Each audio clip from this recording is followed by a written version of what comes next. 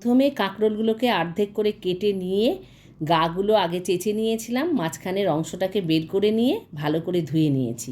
তারপরে মাঝখানের অংশে যেটা ছিল সেটা একটু নারকোল, কাঁচা লঙ্কা, হলুদ, সর্ষে আর পোস্তটা একটু বেশি, সর্ষেটা একটু কম নিয়ে একটা ভালো করে পেস্ট করে নেব।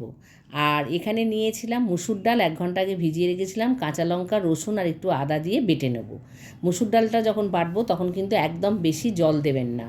আর যে মশলাটা বেটেছি ওটাতেও একদম জল না দিয়ে বাটতে হবে। তারপর কড়াইয়ে নুন আর জল দিয়ে কাঁকরোলগুলোকে 3 থেকে 4 মিনিটের জন্য একটু সেদ্ধ করে নেব।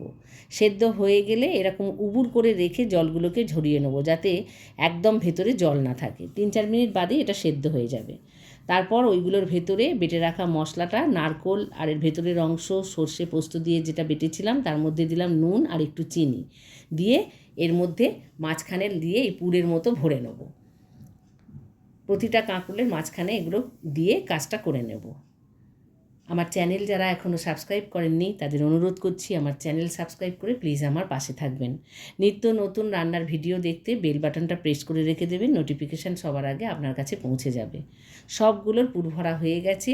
তারপর যে ডালটা বেটে রেখেছিলাম ওর মধ্যে একটু নুন, হলুদ আর লঙ্কা দিলাম, ঝাল লঙ্কার গুঁড়ো আর একটু কালো জিরে দিলাম, দিয়ে সবগুলোকে নিয়ে বেশ মিনিট 2-3 ধরে ডালটাকে ফেটিয়ে নিতে হবে।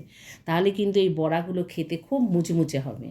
ফেটিয়ে নেওয়ার পর সর্ষের তেল গরম করে এইভাবে ব্যাটারটাকে লাগিয়ে প্রথমে একদিকটাকে, যে দিকটা পুর ভরা আছে সেদিকটা লাগিয়ে কড়ার মধ্যে দিয়ে অপর দিকটা একটু এইভাবে ডাল বাটাটাকে দিয়ে স্লো ফ্লেমে, কখনো আবার একটু বাড়িয়েও দেবেন, এইভাবে একদম মচমচে করে ভেজে দিন। শুকনো ভাত বা ডাল দিয়ে খেতে দুর্দান্ত লাগে এই কাঁকরোলের পুর ভরাটা। অবশ্যই করে খাবেন। এখন কাঁকরোল বাজারে খুব ভালো পাওয়া যাচ্ছে, কিনে এনে অবশ্যই বানিয়ে খেয়ে জানাবেন আপনাদের কেমন লাগলো। একটু সময় নিয়ে কাজটা করে নেবেন।